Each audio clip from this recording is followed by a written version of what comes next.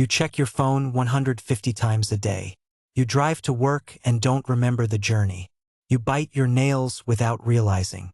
You grab that coffee without thinking. None of this is a choice. It's autopilot. 45% of what you do every day is running on this invisible program. What if I told you that you could rewrite it? Told you that you can't just delete these programs, but you can rewrite them. Welcome back to the Dopamine Engineer. Today, we're hacking the most powerful system in your brain for long-term change. The habit loop. Forget willpower. Forget motivation. Your habits are controlled by a specific, ancient part of your brain that science is just beginning to fully understand. By the end of this video, you will know the 3-step neurological loop that runs your life, why bad habits are so hard to break, and the simple, evidence-based framework for building good habits that actually stick. To understand habits, you first need to know you have 2 competing systems in your brain. First, there's the goal-directed system. Think of this as your brain's CEO. It's run by your prefrontal cortex, the most evolved part of your brain. The slow, deliberate, and weighs the consequences of your actions. It's the part of you that decides to start a diet or learn a new skill. But there's another, older system, the habitual system. This is your brain's autopilot, located in a region called the basal ganglia. It doesn't care about goals. It only cares about patterns. It's fast, efficient, and runs on a simple loop. If this happens, do that. It's the part of you that grabs the fries without thinking. Every habit you have, good or bad, starts as a goal-directed action. But with enough repetition, your brain performs a handoff. It shifts control from the energy-hungry CEO to the efficient autopilot. This is a process of neural optimization. Your brain is trying to save energy by turning common actions into automatic routines. So how does this autopilot work? It runs on a simple 3-step neurological pattern that scientists call the habit loop. This was famously popularized by Charles Duhigg in his book, The Power of Habit. First, there's the cue. This is the trigger that tells your brain to go into automatic mode and which habit to use. It can be a time of day, a location, an emotional state, or the preceding action.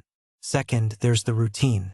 This is the physical, mental, or emotional behavior itself. It's the action you perform. Picking up the phone, scrolling through social media, eating the cookie. And third, the reward. This is the payoff that tells your brain, hey, this loop is worth remembering for the future.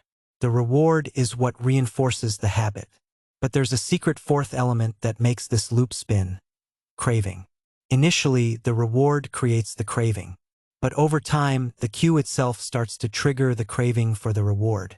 Your phone buzzes, and your brain starts craving the potential social validation before you even pick it up. This is the essence of the autopilot. The craving is what drives the loop. You cannot delete a habit because the neural pathway is already carved. But you can rewrite the program. The golden rule of habit change is not to resist the cue, but to change the routine. To build a new habit, use the habit stacking formula. After current habit, I will new habit. Your existing habits are already powerful cues. Don't create a new cue. Hijack an existing one. After I brush my teeth, I will do 10 push-ups. After I pour my morning coffee, I will meditate for 1 minute. Second, reduce the friction. Make your new habit so easy you can't say no. Want to work out in the morning? Lay out your gym clothes the night before. Want to read more? Put a book on your pillow. The easier the routine, the more likely it is to stick. To break a bad habit, the most effective method is to change the cue. If you scroll on your phone in bed, charge your phone in another room. If you snack when you watch TV, stop eating in the living room. Make the cue invisible. If you can't change the cue, substitute the routine. Identify the craving behind your bad habit. If you smoke because you crave stress relief, find a new routine that provides the same reward, like a 5-minute walk or deep breathing exercises. Keep the cue, keep the reward, but change the routine. You've probably heard it takes 21 or 66 days to form a habit. The truth is, it's different for everyone and every habit. One study found the average was 66 days, but the range was anywhere from 18 to 254 days.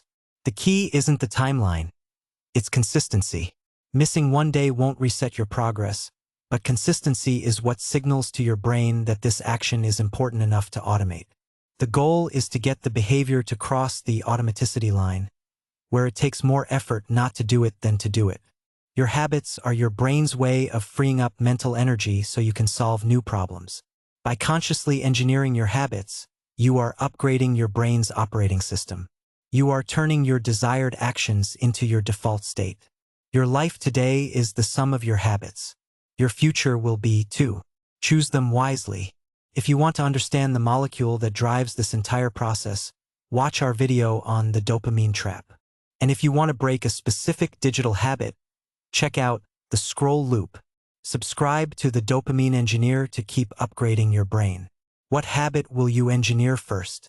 Let us know in the comments.